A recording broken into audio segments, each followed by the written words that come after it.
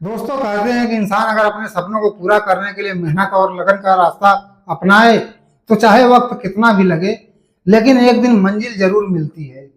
लेकिन जब वही इंसान अगर शॉर्टकट का रास्ता चुनता है, नाजायज रास्ता अपनाता है, तो शुरू में उसको सब कुछ बहुत अच्छा लगता है, उसको सब कुछ बहुत आसान लगता है, मगर धीरे धीरे जिंदगी जब दलदल बन जाती है तो उसके पीछे पछताने के अलावा कोई और रास्ता ही नहीं होता है।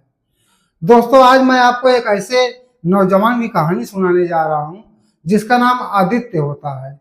आदित्य सिर्फ 26 साल की उम्र में ही जो है मौत के दरवाजे पर जाकर खड़ा हो जाता है। आज उसी आदित्य की जो है कहानी मैं आपको बताने जा रहा हूं, जिसकी कहानी आज आप सबको एक जो है सच्ची सीख देने वाली है। लेकिन कहानी में मैं आगे बढ़ूं उससे पहले आप लोगों से एक रिक्वेस्ट है कि वीडियो को जो है एक लाइक और चैनल को सब्सक्राइब कर दीजिए और वीडियो को हाइप करना ना भूलिएगा। तो दोस्तों आदित्य जो है उत्तर प्रदेश के एक छोटे से कस्बे का रहने वाला था। उसके पिता नहीं थे, अब माँ ही उसकी सब कुछ थी। गरीब थी लेकिन फिर भी माँ इसी तरीके से मेहनत करके बेटे को जो कंप्यूटर रिपेयरिंग का काम सिखाई ताकि वो जो है अपने पैरों पर खड़ा हो सके। फिर धीरे धीरे आदित्य जो है जवान हुआ, लंबा चौड़ा खूबसूरत एक हट्टा कट्टा नौजवान युवक। लेकिन दोस्तों उसके सपने बहुत बड़े थे। अब उसको चाहिए था बहुत सारे पैसे, महंगे कपड़े, होटल का खाना पीना, घूमने के लिए गाड़ियां, बंगला रहने के लिए। लेकिन उसकी नौकरी में इतना पैसा नहीं था जिससे उसकी ख्वाहिशें पूरी हो सके।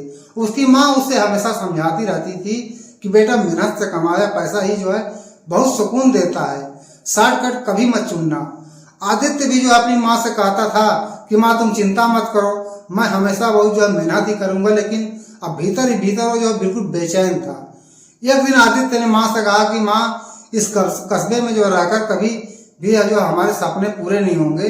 अब इसके लिए जो मुंबई जाना होगा, वहाँ जो है मौके बहुत ज़्यादा है, पैसे भी वहाँ पर बहुत ज़्यादा हैं।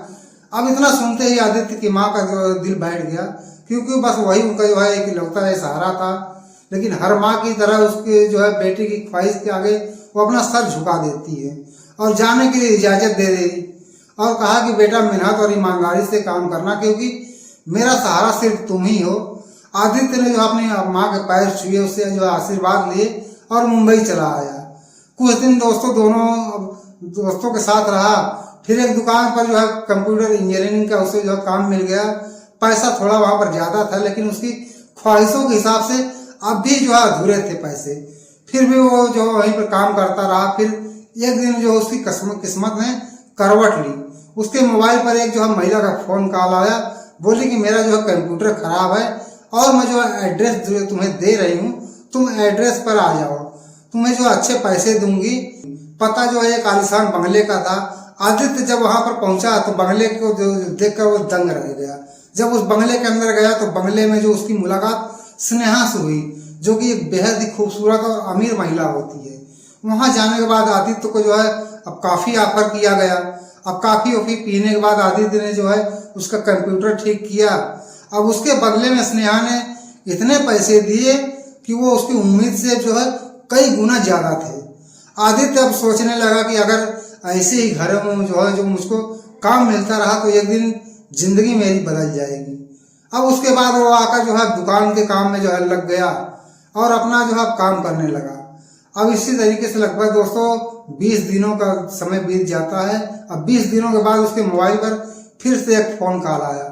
उधर से आवाज आई कि मुझे पहचाने आदित्य, मैं वही बोल रही हूँ 20 दिन पहले जिसका तुमने कंप्यूटर ठीक किया था। आदित्य बोला कि हाँ मैडम, आपको कैसे भूल सकता हूँ, क्या इस बार फिर से आपका कंप्यूटर खराब हो गया है?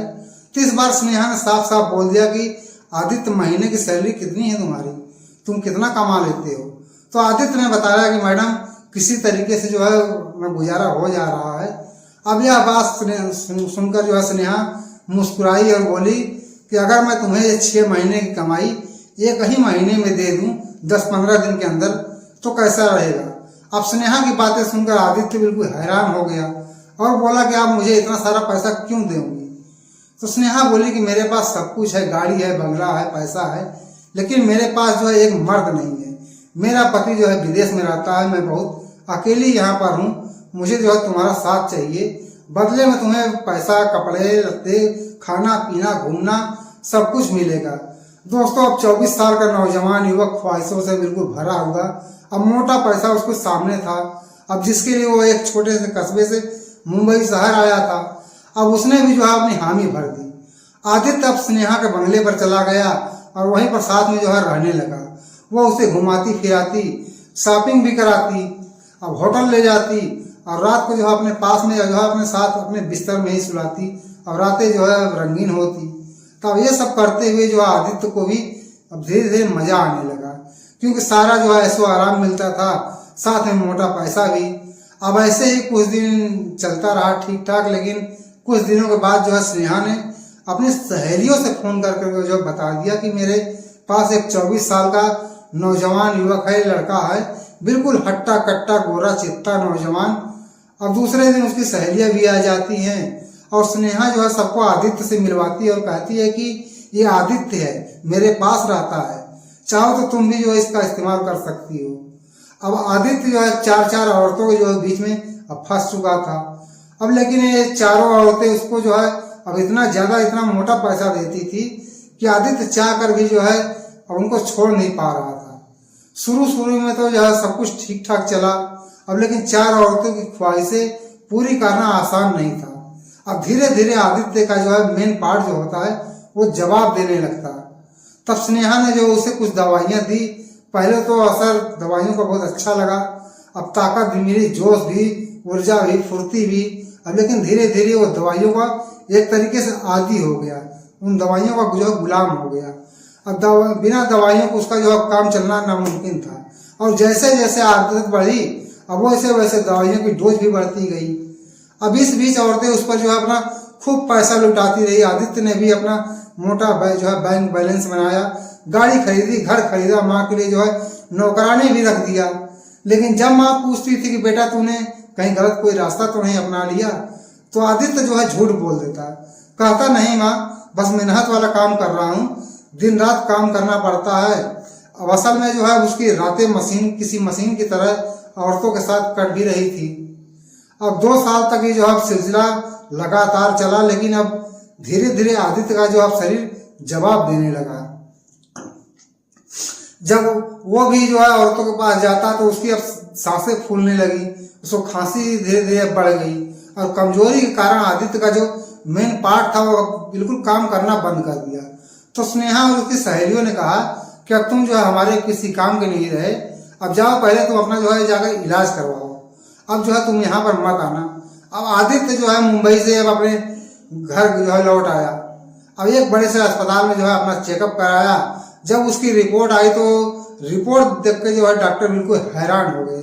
बोले तुमने जो है दवाइयों को इतना ज्यादा ओवरडोज लिया है, अब जिसकी वजह से तुम्हारा जो लीवर और किडनी पूरी तरीके से डैमेज हो चुका है। अब बस जो है कुछ ही दिन जो अब तुम्हारी जिंदगी के बाकी हैं। अब इतना सुनते ही जो आदित्य का पैरों तरीके से जो है जमीन खिसक गई। आदित्य कहता है कि डॉक्टर साहब मुझे जो है किसी तरीके से बचा लीजिए, जितना पैसा आप लोग कहेंगे मैं उतना पैसा दे सकता हूँ। लेकिन डॉक्टर ने जो है अपने हाथ खड़े कर लिए। डॉक्टर जो है बोले कि पैसा जो है तुम्हें जिंदगी नहीं दे सकता। अब जो है आदित्य सोचने लगा। अब सोचने पर वो मजबूर हो गया कि जिस पैसे के लिए जो है मैंने अपनी सारी जवानी, अपना शरीर मशीन की तरह जो है दिन रात झोंक दिया था वहां पर, अब वही पैसा जो है आज मेरी सांसें नहीं खरीद पा रहा है। तो वो कहता है कि आज मैं जो है हर रोज यहाँ पर तिल तिल करके मर रहा हूँ, जैसे किसी को फांसी की सजा मिल जाए और उसकी तारीख तय कर दी जाए, तो इस इंसान जो है एक बार नहीं बल्कि वो हर रोज मरता है तिल तिल कर थोड़ा थोड़ा। तो दोस्तों आदित्य की कहानी आज हमें सिखाती है कि पैसा सब कुछ नहीं होता। गलत रास्ता आपको कुछ दिन का सुख तो जरूर दे सकता है, सुख चैन दे सकता है, लेकिन उम्र भर का जो सुकून होता है वो छीन लेता है। इसलिए मेहनत से जो है कमाया गया पैसा ही जो है असली दौलत होती है। तो दोस्तों ये थी आदित्य की दर्दनाक कहानी। अगर आपको कहानी जो है कुछ थोड़ी बहुत जो सीख मिली हो तो वीडियो को जो है जाते जाते लाइक जरूर करें, वीडियो को शेयर करें ताकि ये संदेश और लोगों तक पहुंच सके। और जो है अपनी राय आप लोगों की जो है कमेंट में जो है जरूर बताएं। अगर चैनल पर नए आए हैं तो चैनल को सब्सक्राइब जरूर करें। दोस्तों फिर मिलेंगे आपसे अगली वीडियो में एक नई कहानी के साथ। जब तक के लिए आप लोग अपना ख्याल रखें। जय हिंद।